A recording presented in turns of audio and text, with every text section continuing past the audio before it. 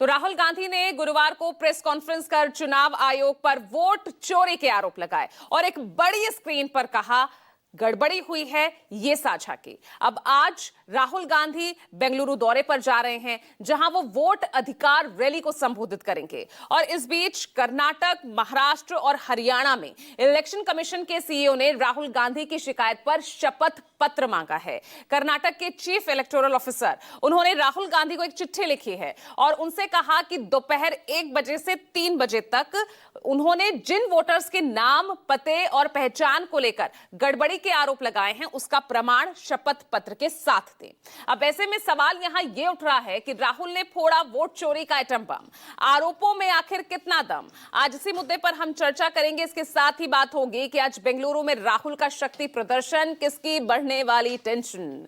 चर्चा के लिए मेरे साथ मेरे वरिष्ठ सहयोगी राजनीतिक पैनल जुड़ चुका है। परिचय आगे कराऊंगी, पहले आप सुन लीजिए वोट चोरी के इन दावों के बीच क्या कुछ पॉलिटिकल रिएक्शन सामने आए हैं। 1,250,000 वोट की चोरी 5 तरीके से होती है। डुप्लीकेट वोटर,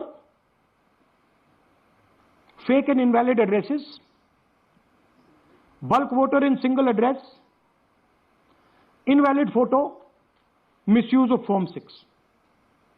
डुप्लीकेट वोटर मतलब एक व्यक्ति 3, 4, 5, 6 बार वोट कर रहा है या उसका नाम 5-6 बार आ रहा है।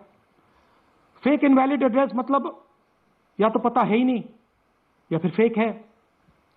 बल्क वोटर सिंगल एड्रेस, एक बेडरूम का घर है, उसमें 50 लोग का एड्रेस है और जब हम वहां जाते हैं वहां लोग ही नहीं है, वोटर ही नहीं है। इनवैलिड फोटो, या फोटो है ही नहीं या फोटो इतनी छोटी है कि उसको पहचाना नहीं जा सकता। और finally misuse of form 6। Form 6 नए वोटर्स के लिए होती है, जो 18 साल का होता है, पिछले इलेक्शन में जिसने वोट नहीं किया उसके लिए होती है। कोई तथ्य नहीं, कहां से उठा करके बिना मतलब से प्रेस कॉन्फ्रेंस करके रख देते हैं। हमको मालूम है वो नकली प्रेजेंटेशन किसने बनाया है।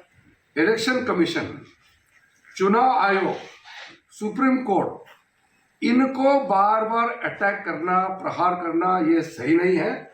मैं मानता हूं कि अगर आप इलेक्शन कमीशन ऑफ इंडिया को अटैक करता है और सुप्रीम कोर्ट और हाई कोर्ट या जुडिशरी को अटैक करता है तो आप सीधा सीधा लोकतंत्र को ही हमला कर रहा है। कई जगह से हमें शिकायतें मिल रही हैं। बहुत जगह एक ही एड्रेस पे 100 से भी ज्यादा वोटें हैं।